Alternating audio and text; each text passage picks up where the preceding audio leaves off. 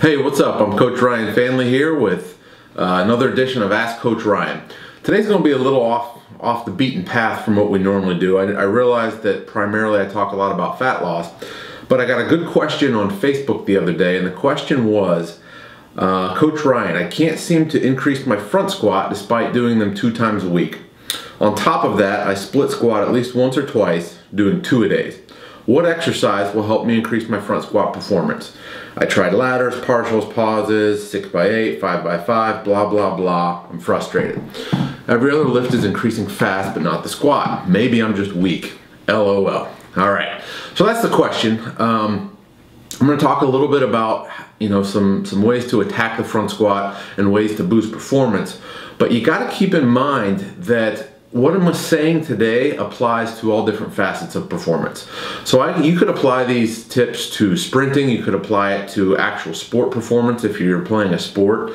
So this is an all-around performance question. Now, how does front squatting help you lose body fat? Well, the more muscle mass you have, the more metabolically active that tissue is, the leaner you're going to be. So indirectly, this is related to fat loss, but this also brings back some of where my origin started from in the strength conditioning community, talking about just pure raw strength. Okay, so first of all, the first thing you have to understand is that performance in any endeavor is multifaceted. It's not just a matter of what exercise will help increase my front squats. It's a very simplistic, reductionist way of looking at things.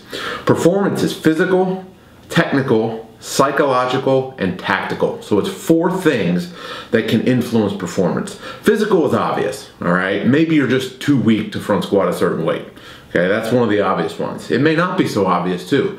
Maybe you played basketball and you've sprained your ankle 6 times and you're lacking the ankle mobility that allows you to get in the proper body position to have a good front squat. That is a possibility that falls in the physical realm.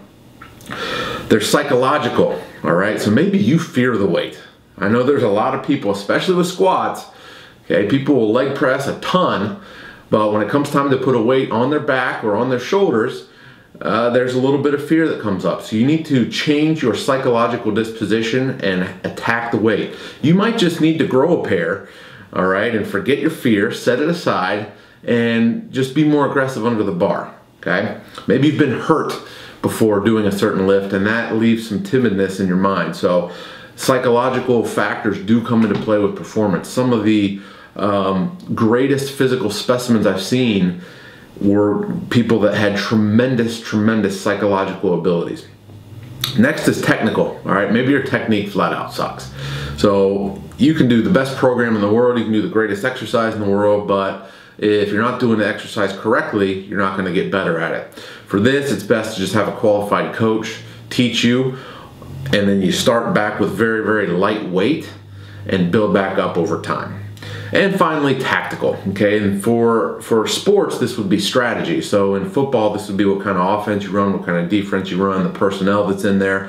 For something like a squat, where it's pretty simple, this describes your programming, your training, and your workouts, okay? So I'm gonna answer this question about increasing front squat performance. I'm gonna make some huge assumptions here, okay? So first off, I'm gonna assume you're not a head case and that you're tough enough to get under the bar, you're tough enough to add weight to the bar when you can, and you're not afraid of doing the lift.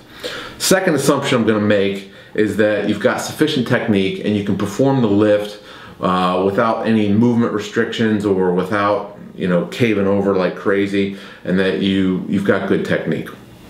Next, I want to assume that you don't have anything wrong with you physically. So no injuries, no restrictions, anything like that. So what I'm going to talk about now is basically just programming and a few things that could be happening from a programming standpoint that could be preventing your front squat from going up. Now, it's pretty simple. I know programming can get crazy. There's many different ways to skin a cat. There's all different theories, philosophies, programs, workouts, but it really breaks down to the following things. First is you could have too little of a stimulus. Maybe you're only training front squat once a week and you've been doing that for 6 years, and maybe you need to up your game a little bit and you need to add more stimulus. So adding an additional front squat workout would do the trick. Now you mentioned, the person that asked this question mentioned that they were doing 2 a days. 2-a-days with multiple front squat workouts and split squat workouts. So it led me to believe that there were 4 leg workouts in a week, which brings me to my next point. You could also have too much stimulus. So if you've been doing 2-a-days for weeks, months on end, and you don't seem to be progressing in certain areas, maybe it's time to take it back a notch. In this case, your stimulus, you could switch from squatting 4 times a week to squatting once every 10 days for a period of time and really working to increase your performance every time you step under that bar. Okay, doing a lift 4, 5, 6 times a week, 8 times a week. I had a point where I was really working on my back squat, and I squatted 10 times a week.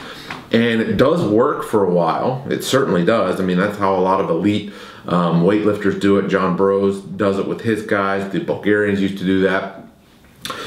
But there, at a certain point, it behooves you to back off of the frequency and do maybe a once every 7 days or once every 10 days cycle, and allow you to realize the gains from that high frequency that you've been doing. If you're constantly banging yourself into the ground and never allowing that recovery, you'll never really see the results of your hard training. So for those guys that are doing a ton in the gym, and you're always in the gym and you never take a week off, I like to reduce the frequency and just make sure that the quality is higher on those days that you do get after it, okay? The next thing that it could be is the wrong kind of stimulus. And this sounds basic, but I've seen it a lot in the gym, all right? You have people, I'm trying to increase my max on the front squat. Well, what does your workout look like? Well, I'm doing 6 sets of 50 reps, double kettlebell front squats. And it's like, well, that's the wrong kind of stimulus. The kettlebells are light. They're not going to create the central nervous system demand, the muscular demand that a heavy barbell would. So you're training for the wrong thing. All right, you need to make sure that your training matches your ultimate goal. So if your ultimate goal is a big 1 rep max in the front squat, you need to train heavy, okay? That doesn't mean that lighter training doesn't have a time and place, but it should all lead to a focused peak. On the same note, if your goal is to be able to do 1 billion reps of kettlebell front squats, okay, and all you do is heavy singles, you're also doing the wrong thing, okay? And again, different training methodologies have their place in training programs as you go, but you just have to make sure that you have a focus and that everything comes to a peak at a certain point. And then finally, this is a big one, okay? A lot of people, I can point fingers at this, I've even done it myself, is program hopping, okay? So you go on a fat loss program this week and man, I'm losing muscle mass, so I go on a muscle gaining program this week, and then next week I want to do a deadlift specialization cycle.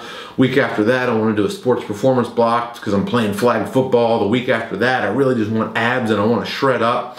Okay, you're not gonna get results if you're constantly bouncing for different programs. You gotta allow yourself at least 12 weeks for a certain style of training to render its effectiveness, okay? So that doesn't mean you have to do the exact same workout for 12 weeks, but the type of workout. So your frequency, for example, maybe you want to front squat just once a week. You've been doing legs 4 times a week. Now you decide, it's time to do 1 time a week. Give it 12 weeks of 1 time a week before you pass judgment on it, and plan your training at least 12 weeks in advance so you know where you're going. All right, don't just go week by week, and don't skip around whatever you do. Anyway, I hope that gave you some good tips on how to increase your front squat. Again, increasing your front squat increases physical performance. Increasing physical performance increases your visual look, okay, and your aesthetics, all right? So always strive for physical performance. Kick butt in the gym, in the kitchen. I'm Coach Ryan, and I'll see you next time.